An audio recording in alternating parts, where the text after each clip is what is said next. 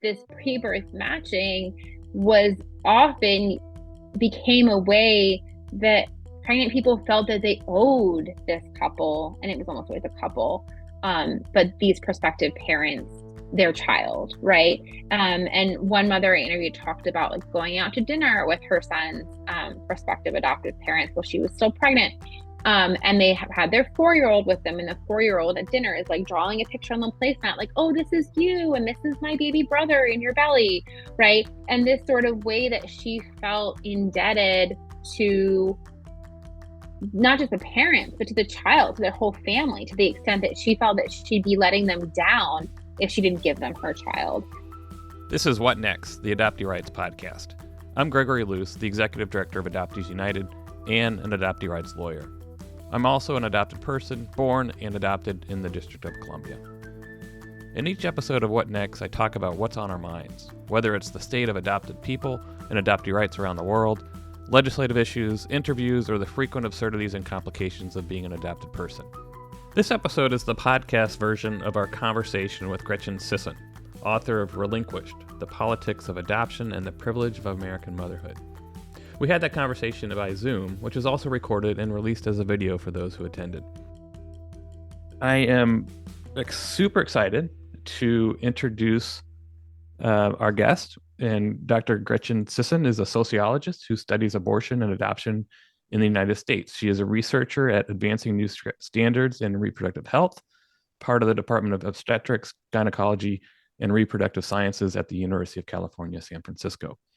She is the author of what we'll be talking about tonight, Relinquished, The Politics of Adoption and the Privilege of American Motherhood, and which was just published at the end of February. Her studies on adoption include hundreds of in-depth interviews with women who have relinquished infants for domestic adoption over the past 60 years, with a particular focus on women who have relinquished since Roe v. Wade. Her research examining adoption decision-making after abortion denial as part of the Turnaway study, and you'll hear a little bit more about that, was cited in the Supreme Court's dissent in Dobbs v. Jackson Women's Health from Justices Breyer, Kagan, and Sotomayor. So welcome, Gretchen. If you could just say a few words and tell us how you're doing, actually. Yes. Hi, everyone. I'm really, really excited to be here tonight. I was just telling Greg and some of the fellow Adoptees United board members, I've been on book tour for the last 2 weeks, most of it.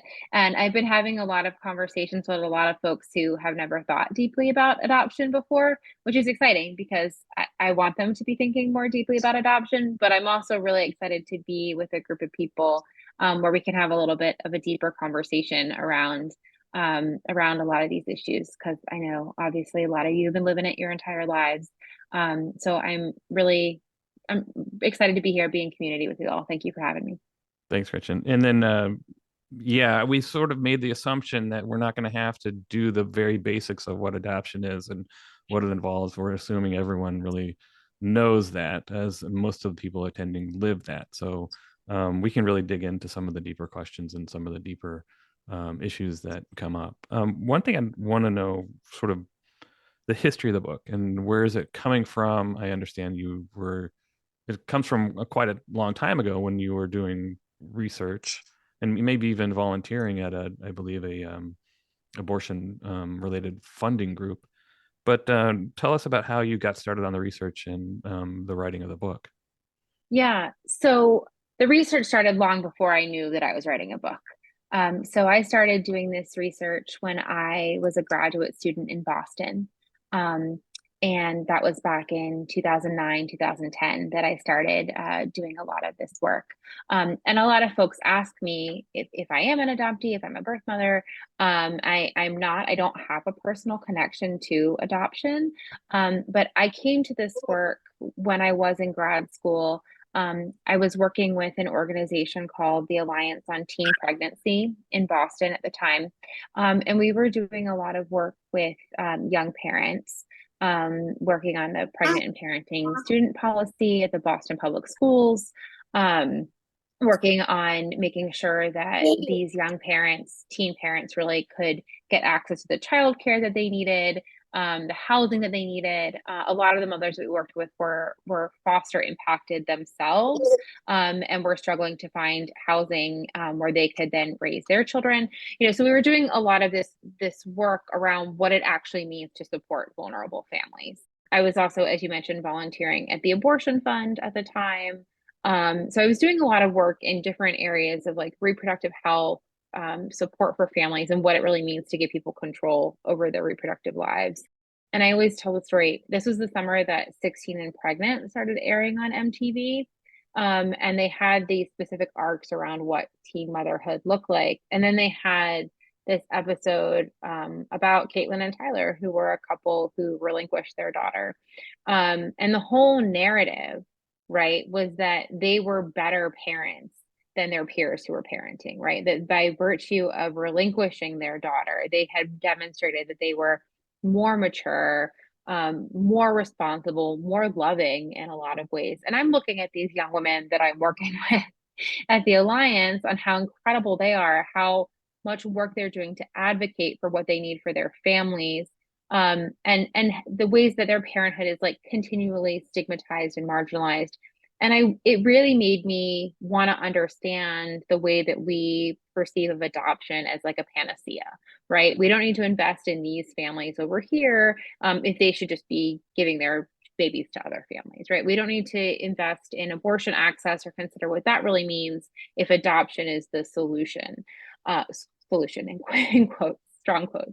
And so the ways that adoption kept kind of cropping up in my work as this counterpoint, right, made me want to understand how adoption was actually serving women, what it actually meant in the lives of pregnant people who were trying to figure out a path forward for themselves. So I started doing the first round of data collection in 2010. And then I did 10-year follow-up data collection in 2020. And then Roe v. Wade was overturned, and a lot of other people wanted to understand these issues about how adoption functions in reproductive politics and from a reproductive justice perspective. And that was where the book came out. That was a very long answer, but Now I heard you say that when the Dobbs decision was anticipated or maybe came out, that your publisher said we need to get this book out. Yeah, I'm on the West Coast, right? So the Dobbs oral arguments were like really early in the morning for me here. So we had them, we were listening, as one does, listening to the Supreme Court oral arguments. So I'm like trying to feed my kids breakfast and get them out the door to school. And Justice Coney Barrett keeps asking all these questions about like, why do we need access to abortion if people can just terminate their parental rights? And I'd been like sitting on the book proposal for a year while I tried to figure out what I wanted to do with it. And my husband turns to me and he goes, I think you should send out your proposal today, maybe. Right. And I think that it took what could have been like a really specific academic book, and kind of made a lot more people, particularly people on the political left, open to a conversation that they hadn't been before. Right. And then, so the book's title is Relinquished, and then I don't have the rest of it memorized, but Relinquished really stood out. It's a long title. No, I think it's sort of standard how books these days are titled. You have a fairly splashy one word or two words, and then the sort of context of what it's about, which all fit. But I was wondering how you came up with that title, Relinquished, because in some, and this may segue into what words, and you have this in an appendix in the book, what words that you were careful how to use or not use, or put context in when you use them. So let's start with the title first, Relinquished. Yeah. So the title, well, first, okay, I always tell this story because I think it shows like how these things evolve. The original title for the book was called Choosing Life, because it was supposed to be a direct response to this sort of anti-abortion narrative around adoption. And then Gloria Steinem had read like an early proposal. My agent wanted her to blurb it, and Gloria said, well, I can't blurb it with that title because people will think I'm endorsing an anti-abortion project. And I was like, well, then I can change the title. And so then it was a question of like, well, what is going to be sort of less obscure? And I landed on Relinquished because for me, it reflected where a lot of the mothers that I had interviewed were coming from, which was sort of a position of not having a lot of power or control over their own lives at the time that the adoptions were happening. And I liked it. I liked it in the past tense because I think it gives some ambiguity. It both reflects like their own relinquishment, their own sort of surrender to circumstances that came through in a lot of their stories, but it can also apply to their children, right? It has this ambiguity over what is being relinquished, and it is their parental rights, it is their relationship with their child. And so I always say, like, while my book isn't about the experiences of adopted people, I like that it sort of it can apply to both mother and child and the adopted person as they grow up. But gosh, I mean, and I know I don't have to tell you all, right? Like the language around adoption is really fraught. And a lot of the mothers that I interviewed for the book didn't use the word relinquish. And they were still using, especially women who were much like temporally closer to their adoptions, they were still using agency language, right? Like because that the experience of the agencies was still the basis for their understanding of the adoption. So they were still using choosing adoption and placement, and that didn't actually feel right to me in hearing their stories. I saw someone in the chat that surrendered. Yeah, some of them did use surrender, some of them used place, some of them used relinquished. I had to figure out which one of those made the most sense as a title. And like, I will also say, like, I'm using the language of birth mother. I know that a lot of I try to use mother whenever possible. I also write it as two, and this is all in the appendix, right? I write it as two words so that it's a descriptor rather than a one word title. Nothing is going to fit everyone's experience. It's certainly not going to reflect the experience of all the participants. If they had a strong preference for the words used, I did use those words to describe them. So some mothers describe themselves as a mother of adoption loss, a natural mother. Most of them were actually okay with birth mother. I know that some mothers, particularly like baby scoop era mothers, really have a lot of discomfort with that word. Most of the women I interviewed didn't. They were okay with it. And I think that some of that is a reflection of the extent to which agencies are shaping language around adoption. But I think that all of the women that I interviewed relinquished between 2000 and 2020. And for most of them in that generation, they felt okay with it. They didn't consider that it had the same like stigma or that it was met derisively, as I know some mothers of previous generations have felt. So Yeah, it was, even the work we do in advocacy, it's hard to, I mean, you're trying to build coalitions and sometimes it's hard to get the terms that people really want. I just a really recent example, we were putting together a letter that birth mothers would sign, and one of the organizations said, no, it has to be surrendered a child for adoption. And so that became the phrase. And so I totally understand how fraught that is, and it's something that I assume we just listen to what's preferred, and that really comes across in the book, where you can tell along the ways who really wants a certain term because that's how they're referred to. So I really was interesting to see that. yeah, I was actually surprised because I did ask them all. I said, like, what word do you use to describe yourself? And most of them said birth mother, but I was actually struck by like the number of them who had never thought about it. They're like, oh, birth mother, because like what else would it be? Right. And so I think again, this speaks to the extent to which like the people who have power in controlling the narratives about adoption, including the words we use, are not always the most impacted Right. people. Right. So it's imperfect. It's an imperfect solution. I try to acknowledge that throughout the book and be careful with the words that I'm using, but Well, you it's do the best interesting you can. too. So I'm wondering, and this sort of gets us off track, but as you say, these are people who relinquished fairly recently. I'm wondering, are you planning to go back in 2025 or 2030? Is that or you just want to get through touring and getting this book Yeah. out? Well, so I mean, some of the mothers asked me, like, "Are we going to hear from you again in 10 more years?" I was like, "I don't know, maybe." Well, I was like, first I was like, "No," then I was like, "Well, maybe." We'll Right. see. We'll see where this conversation goes. I will say that the reason why I wanted to go back and interview them after 10 years was because I noticed this pattern in my original interviews in the 2010 data. that mothers who were closer to their adoption, so if they were only 1, 2, 3, 4 years out, they felt like more optimistic. They felt more positively about their adoptions. And so the question for me at that point was, do they feel better about the adoptions because adoption has gotten better? Or do they feel more positively about the adoptions because they are closer to it, because they don't have that sort of time distance to frame it more broadly, and or to see how it plays out? And so that's why I wanted to interview the same group of people 10 years later. And you know, the answer is quite obviously the latter, right? That they, the more time they had between where they were in the adoption, the more critically, the more cynical they were about the role that adoption played in their own lives and the lives of their children. So given that all that changed in 10 years, I can, you know, they're not going to feel better about it in 10 more is what I would guess. So I would have to think about what the research question would be, but I'm not going to rule it out.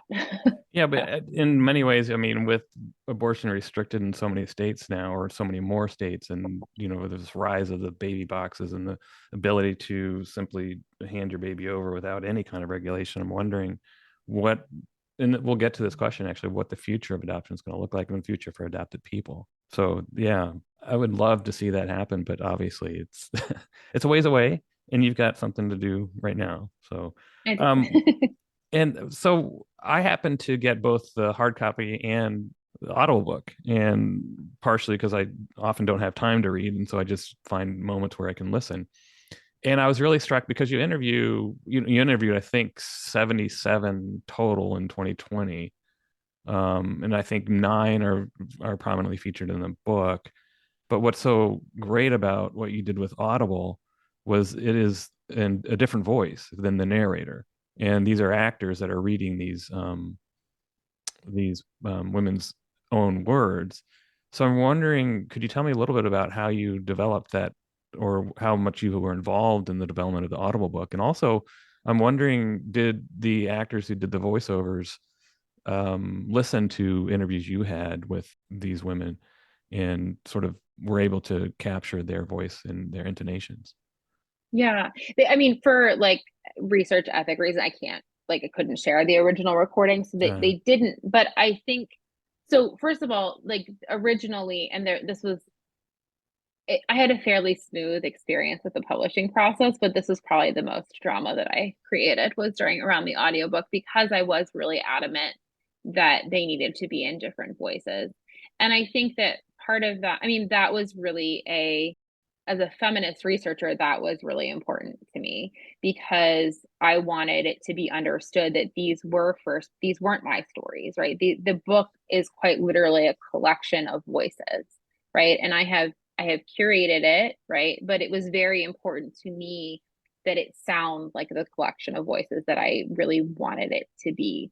And so when we did auditions for the voices for the first person narratives, I was certainly remembering how, because I mean, these were stories that were told to me. These were, especially all the 2020 interviews, obviously, were over the phone because it was in the middle of a pandemic. Some of the 2020 or some of the 2010 ones were in person, and I had listened to them so many times that I was really drawn in hearing the voices that were auditioning to ones that really resonated with me, based on hearing these stories.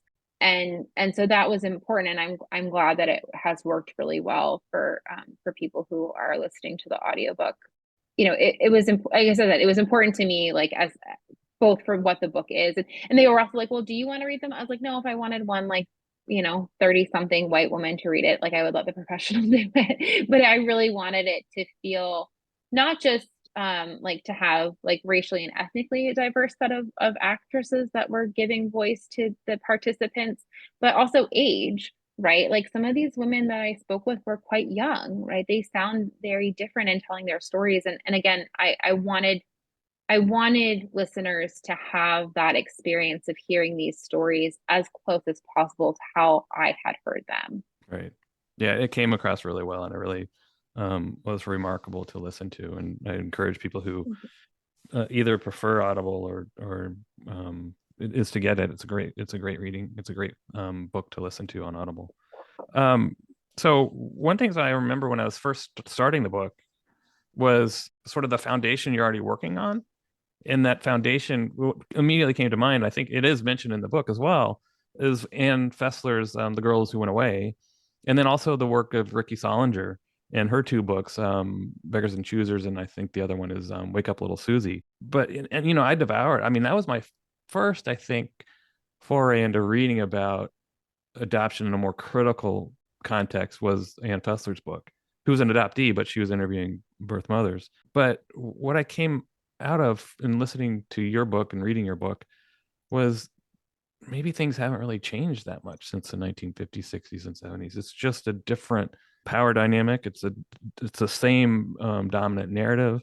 The marketing and technology and the terms may have changed, but the underlying concept of adoption hasn't changed so much if you compare the conversations you're having with women who relinquished and the women that were sent away Yeah. in Fessler's book. So I'm wondering what you thought about, if you thinking back to your understanding of adoption and through Ann Fessler and Ricky Solinger, Mhm. what you thought about with the women you were interviewing about adoption. So Anne's work was like really foundational to my own work. And I view this as really continuing the conversation that she started in Girls Who Went Away. Um, and that's also part of the reason why I included the first person narratives, because I thought that they were so important to Girls Who Went Away that I tried to bring that structure into it. Um, Ricky and Ricky has been an amazing mentor too. And for people who haven't engaged with her work, it's really excellent. Um, so they're mostly talking about the pre-row baby scoop era. And I think that the 2010 interviews mirror that fairly closely, not in exactly the same way. And also I should say, in 2010, I also interviewed baby scoop era birth mothers. I just didn't resample for them for the 2020 sample. So those women were still mostly white women, right? So the baby scoop era was almost entirely white women. And really that reflected the demographic data that we knew about relinquishing mothers up through the 90s, that these were majority white women. There was very low participation for women of color in domestic adoption.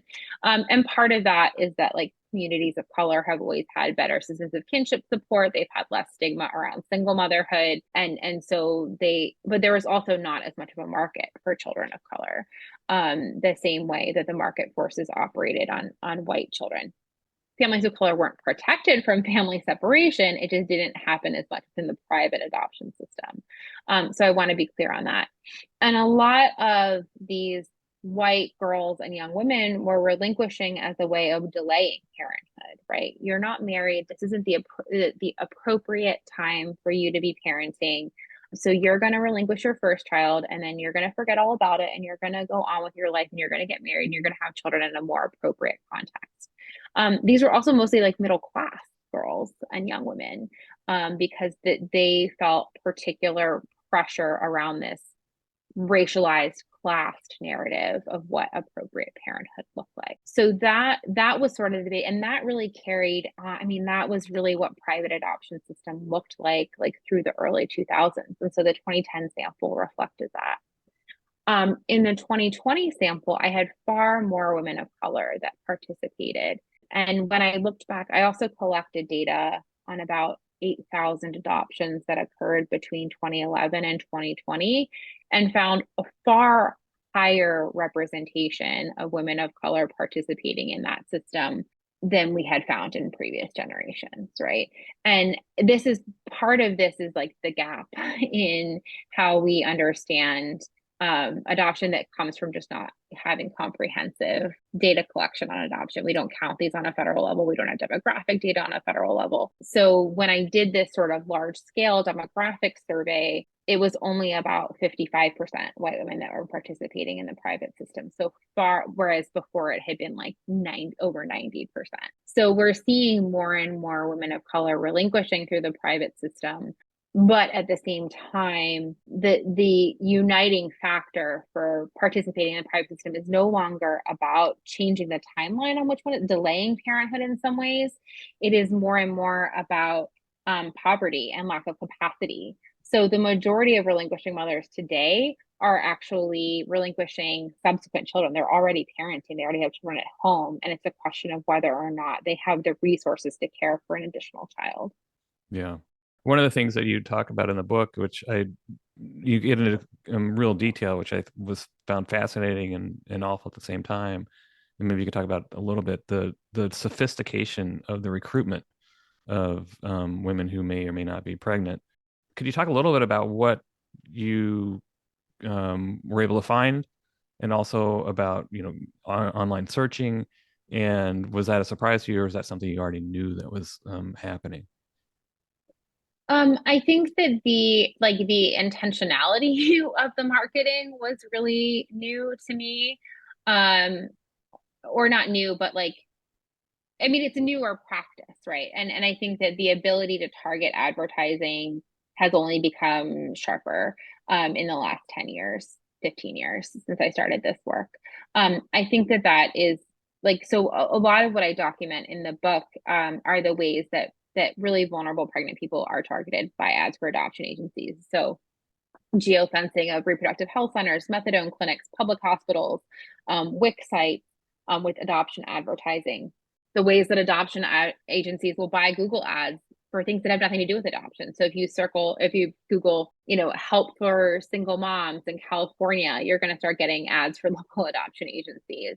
How to get on WIC in Maryland, right? You're going to get ads for, adoption agencies in that region. And I think that the ability to really target people in that way is really key.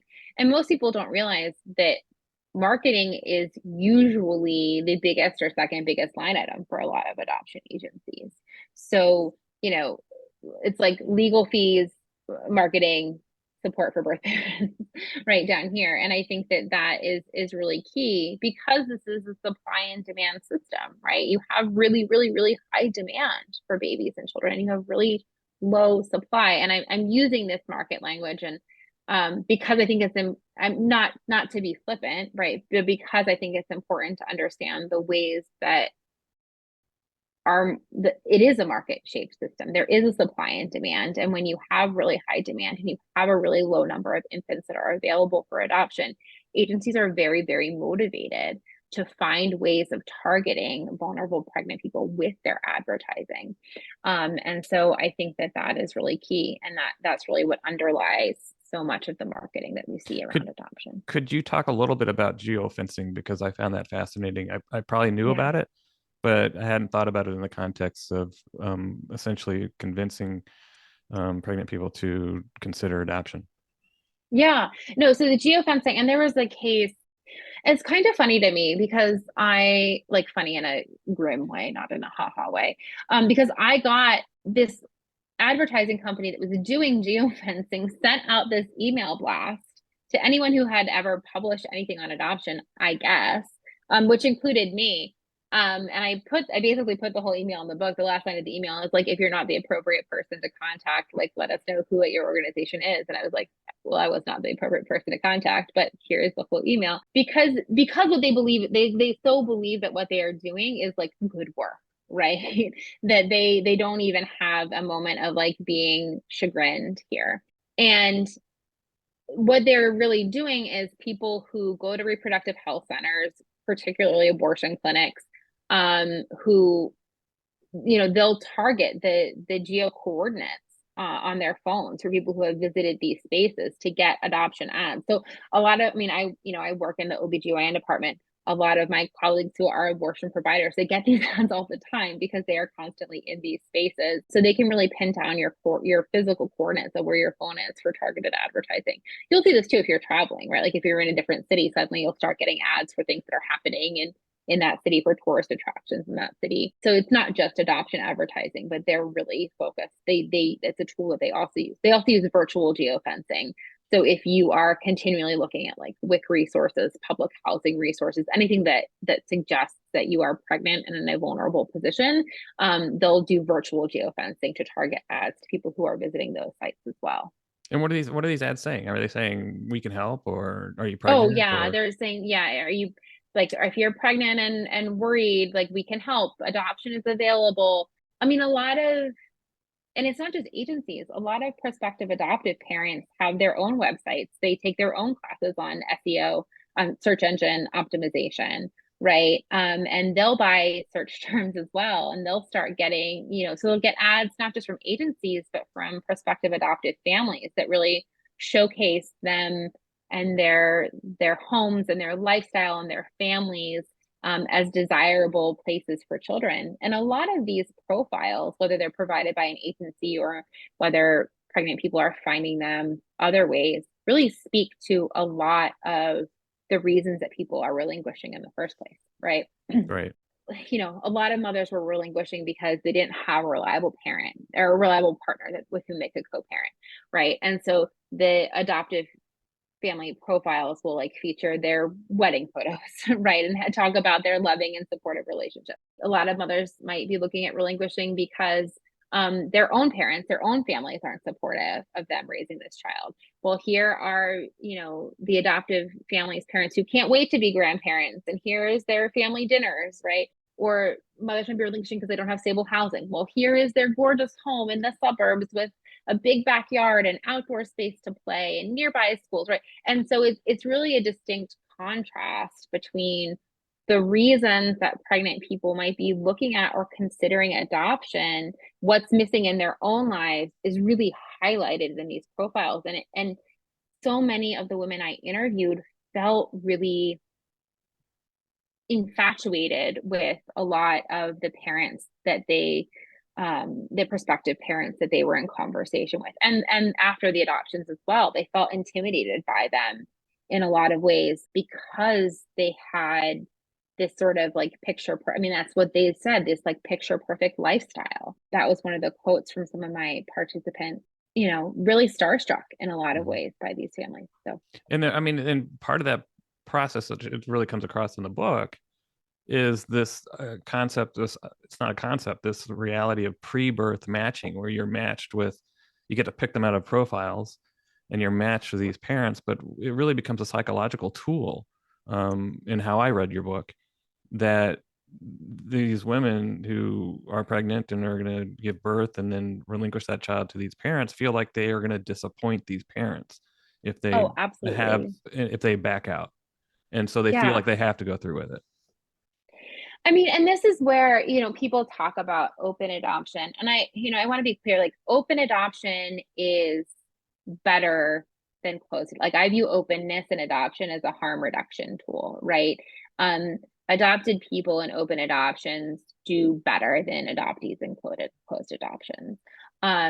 Birth mothers, relinquishing mothers in open adoptions do somewhat better than relinquishing mothers in closed adoptions, right? I don't want to like overstate it, but it is less harmful to have some contact or at least some awareness that your child is safe and healthy for these mothers than it might be. There are a million caveats to that. I don't want to make it sound like open, like, oh, open adoption is open now, everything's better. Like, no, that's not what I'm saying.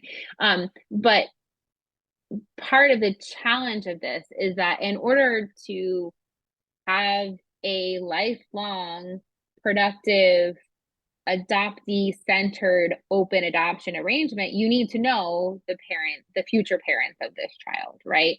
And having those conversations in a robust, communicative way is the only way to make sure these are people that you can have that relationship with. Right.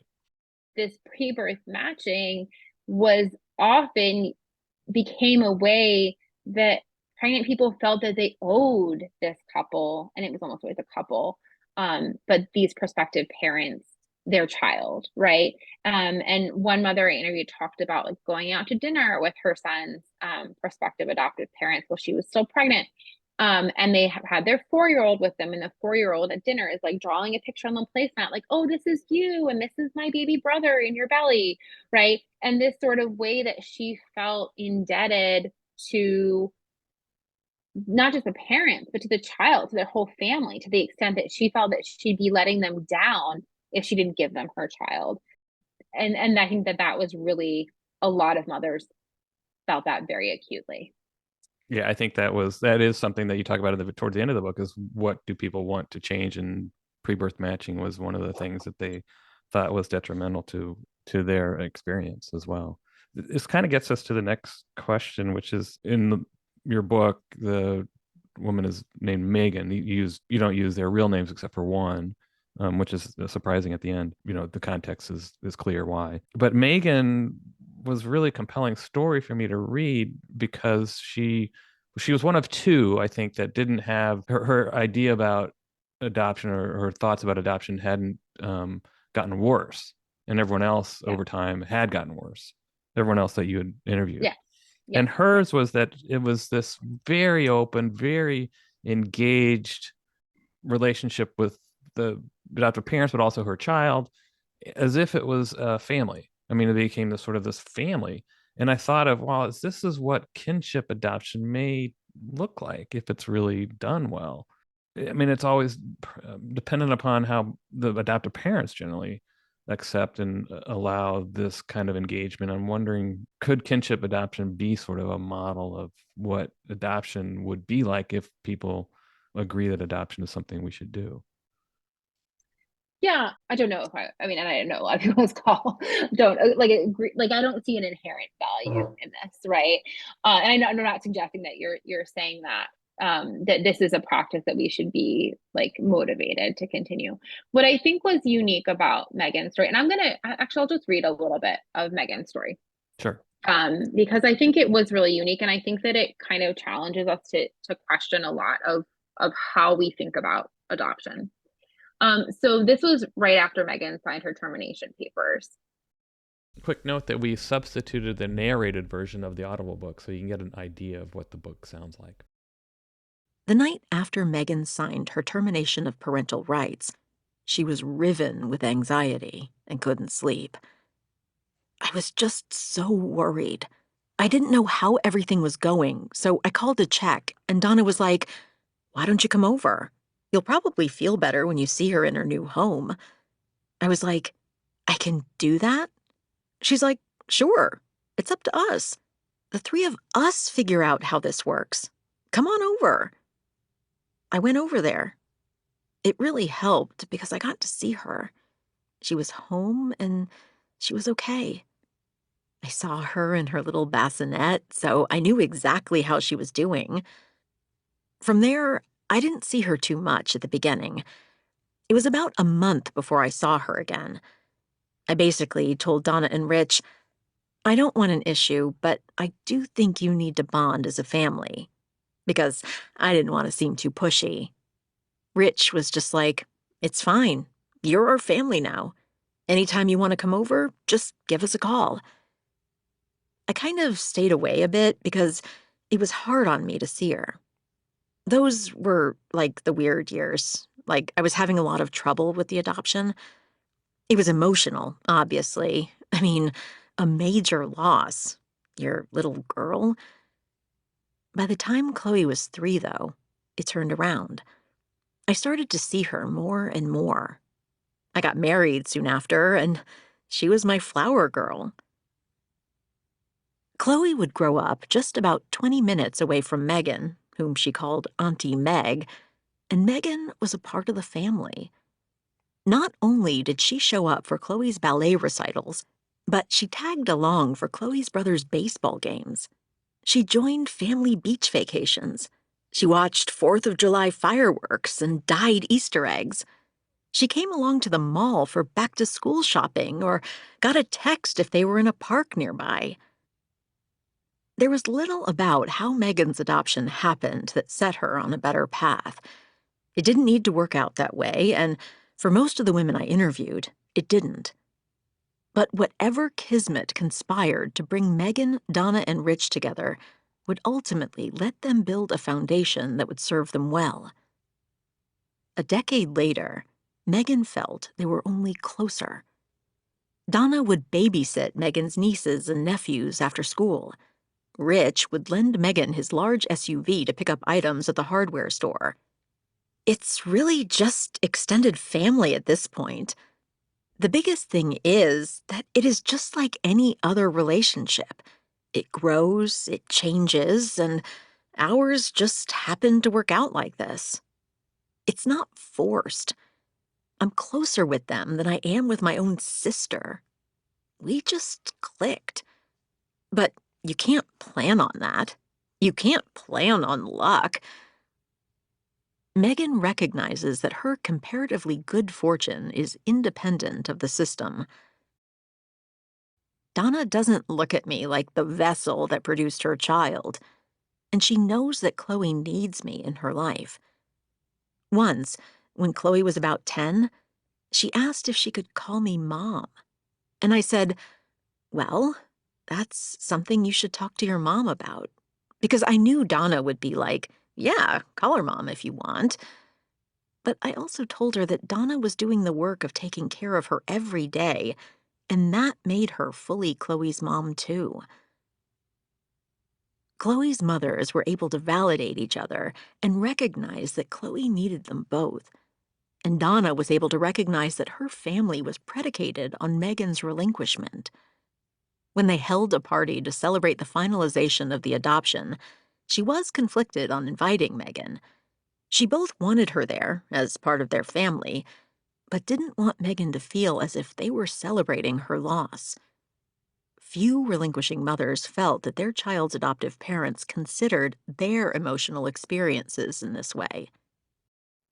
So there's a lot going on in this story, a lot going on in this story. And I think it's important that Megan, even though Megan feels positively about her adoption, about her relationship with her daughter, like she still makes a lot of space for her own grief, right? She still says it was really painful to be in contact with her daughter those first few years.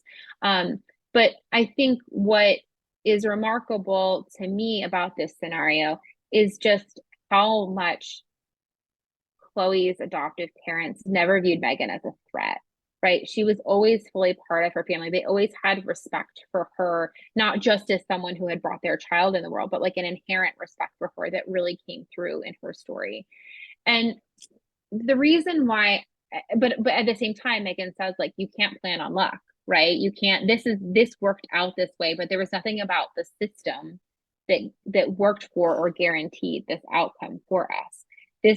This worked well in our case, but it doesn't mean that the system works well for everyone. But I do think that it gives a suggestion of alternate ways of caring for children by expanding the number of people that care for them. And I think that part of my critique of adoption is just that in addition to all of the harms that can ensue, it's just that it's really deeply uncreative in how it thinks about how we care for people, how we care for kids. Because my, when as soon as you're critical of adoption, and I'm sure you all have heard this, but as soon as you're critical of adoption, people suggest that you want kids to be in unsafe homes, right? Or you don't care about what happens to children. And I actually think that, I mean, of course I do. Of course, that's not my argument.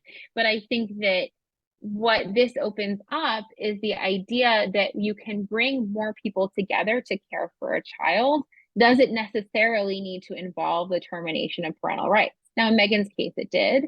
Megan has a traditional form of private adoption.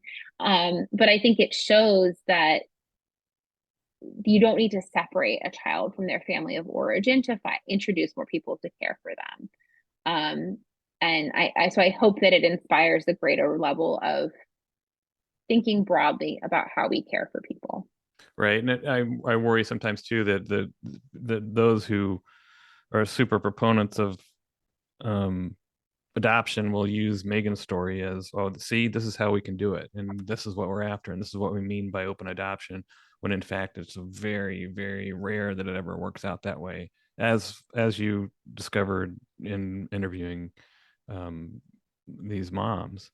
And also, I don't want to suggest this was a kinship adoption. This was and you don't either, that this was a straightforward adoption in which there was no kin.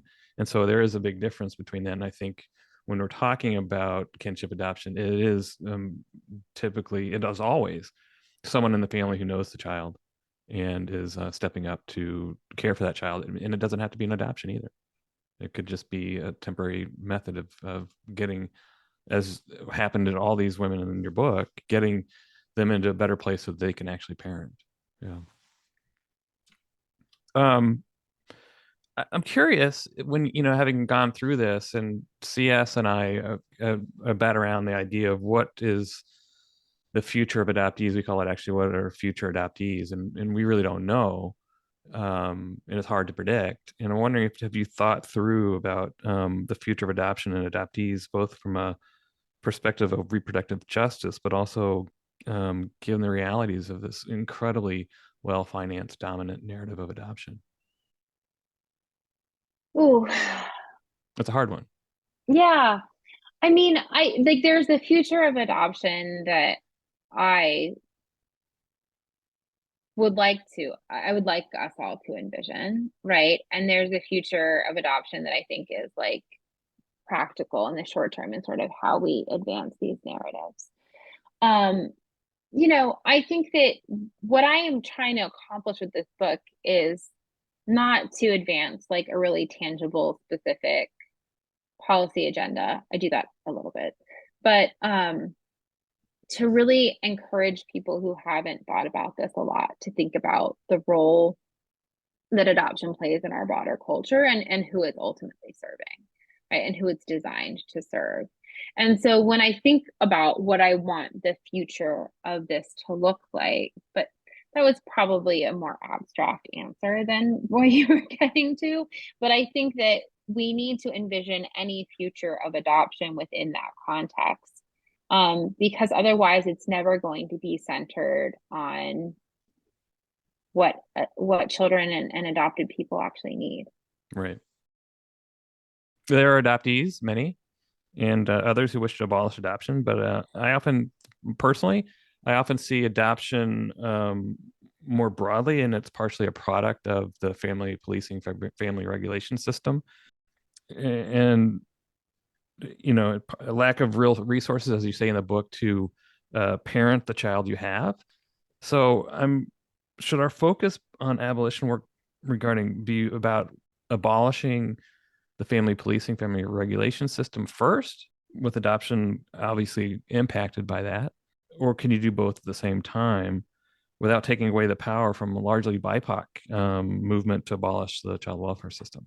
That's a kind of a Yeah. very complicated question, but I'd love to Yeah. know what you think. No, and I mean, it's a great question. I think a little bit of context here, because I think that the historic whiteness of private adoption and obviously the targeted child taking and removal that communities of color and indigenous communities and tribes have faced across American history, which I try to grapple with these sort of dual trajectories in the book for the relinquishment of children in the market system and the targeted removal of children and the threat of removal of children as a way of extracting obedience from BIPOC communities has made it so that the systems have been and have always appeared to be very far apart.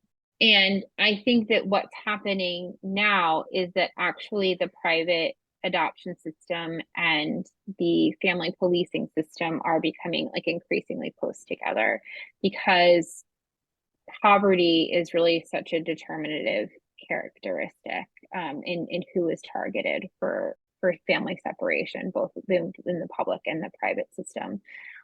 And I think that it's not just that. It's not just these common sources of oppression that lead to child separation. But like a lot of the mothers that I interviewed had also had experience with the family policing system. So mothers who had lost older children to foster care, who were told by private agencies, well, you should relinquish this baby for a private adoption because then you can choose the parents, then you can have an open adoption. That's what that would look like. Or mothers who were facing a real crisis. I told the story in detail of one mother who was dealing with postpartum psychosis and was really not a safe parent for her child at that time. Her co-parent for her older children had passed away.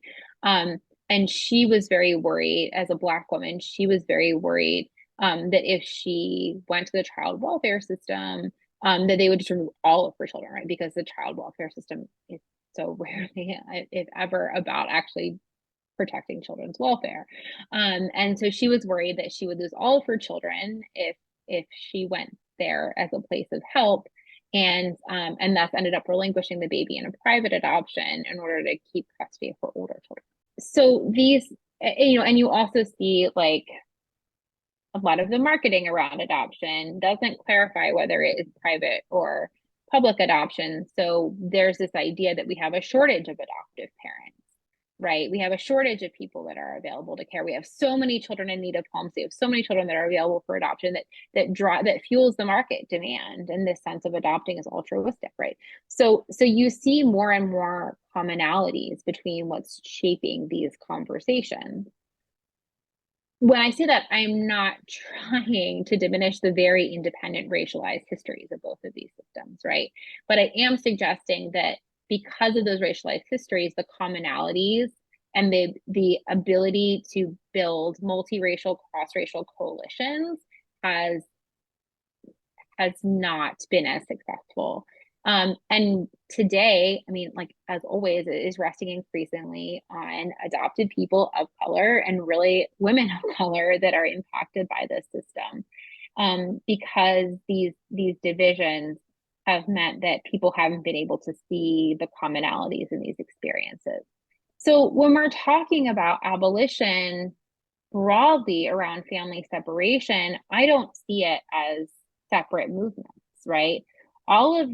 All policies, I mean, there are certainly abolitionist policies to limit the scope of the family regulation system, and those have validity.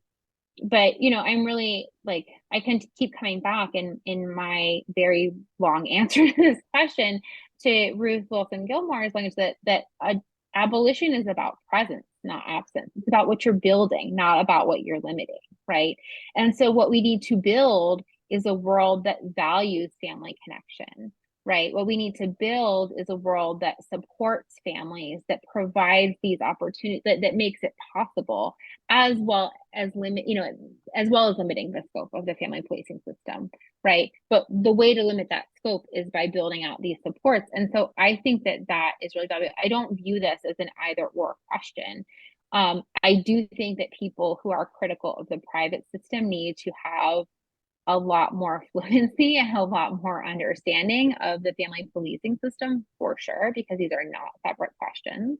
But I think that is the only way we're going to build a coalition around this, is if we are thinking about how they are connected rather than how they need to be prioritized. Right. I agree. I think that it really, in your book, makes clear it's resource driven that makes women either have their children taken from them or feel that they have no other option but to relinquish their children. And if we were to address these very core things, health insurance, housing, basic income, transportation, then those things would, I think, impact the number of adoptions substantially. And I think that may be why we're seeing such a huge upsurge in using artificial or assisted reproductive technology, because maybe the future of adoption is waning. But we also still have to pay attention and address these clear lack of resources for women who need them without being punitive. So I think I have other questions, but I think we need to really open up to questions other people have, not me. So Annette or Shauna or CS, have you been monitoring and have some of the questions that the people have for Gretchen? There is a question. Gretchen, how would you respond to an adoptive parent who dismisses your book as a bunch of personal anecdotes rather than qualitative data? I've done a lot of these interviews, right? And I think that even if they are just anecdotes, right? Even if we accept the premise of the question that qualitative data collection is just the assemblage of anecdotes, this is not a reflection of it. Like, even if one of these stories was true, 3 of these stories was true, then there's still a pretty damning indictment of how the overall system is working. That even if only what I have collected here, even if these are the only mothers in the entire country who feel this way about their adoptions, and every other mother is deeply happy with how their adoption has turned out, you still have to think about what it means that these cases can exist. what I actually hear more often is like, oh, well, the people who want to talk about their like people who are really happy aren't going to want to talk about their adoptions. And what I say is a lot of the mothers I interviewed in 2010 were happy. And people are like, oh, well, like you found them like via snowball thing. I was like, well, first of all, but but I mean these a lot of the mothers that you were they were the people that the agencies they were putting on the panels in front of prospective adoptive parents, right? They were writing the Brave Love blog posts, right? Like they were in there deep believing that their adoption was beautiful, perfect, great, with and the fact that these women came to such a critical place, I think demonstrates that this isn't a selection bias, right? I didn't go on like I know Renee is on here and I'm grateful for Renee. I'm grateful to include her words in the book, but like I didn't go to Saving Our Sisters and say like send me all the miserable, unhappy Right. mothers, right? You're a Like researcher. Yeah. I went to spaces where I found people who had like a range of beliefs around their adoption. It was just over time that they came to a more uniform place. Look, people are going to find ways to dismiss anything that makes them uncomfortable. So I'm going to get a lot of feedback from anti-abortion people who don't like the book. I'll get a lot of people who are really devoted to their understanding of what adoption is, who don't want to question that, who don't like the book, including adoptive parents. I think I've made the best case that I can.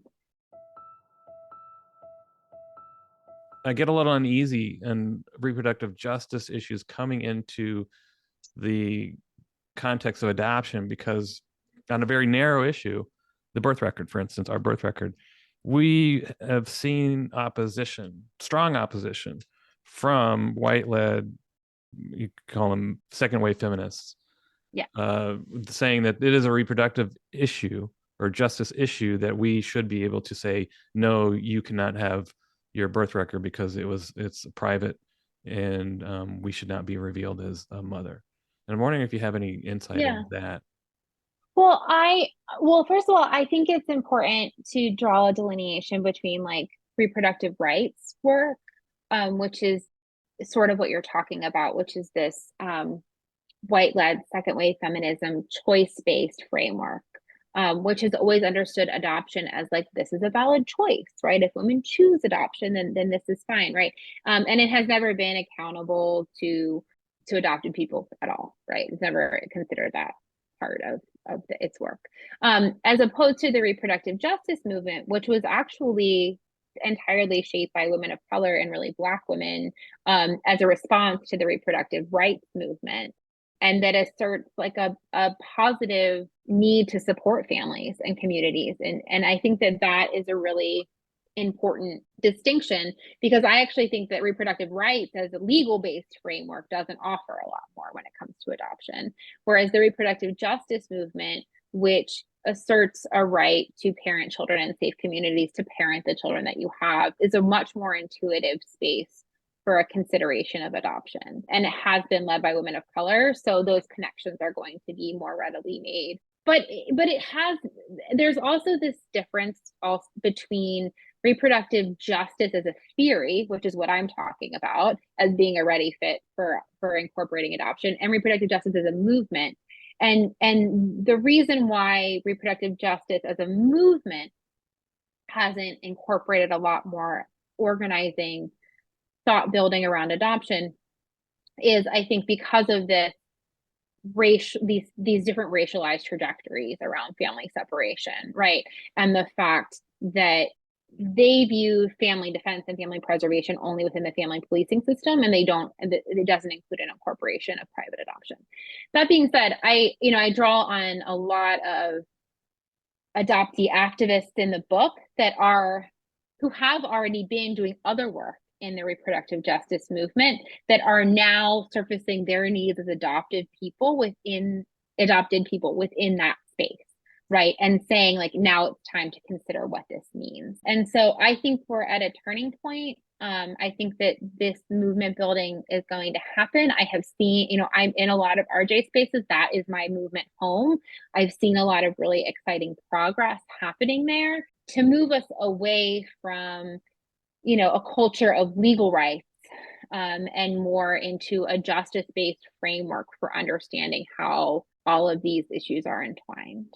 I really appreciate that explanation. I mean, I think I saw a reproductive justice framework being used in Colorado recently, where there's a baby box bill, and two organizations that were very specifically reproductive justice organizations opposed it, and they really educated the legislators and me too on what that meant, and it was very much what you just described. So I see a really positive future with that.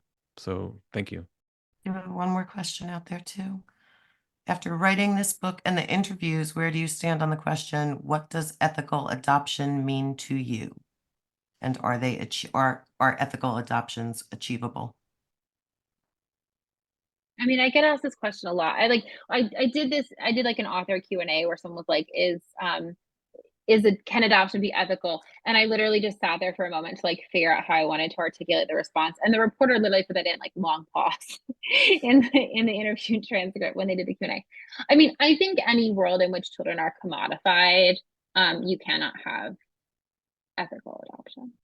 I think as long as children are commodified, you cannot get to a place where it's truly ethical. That being said, and the caveat that I always give is that I know and I see ethical people that are participating in the adoption system that are coming from a values aligned perspective and a fair amount of ignorance in how they do this.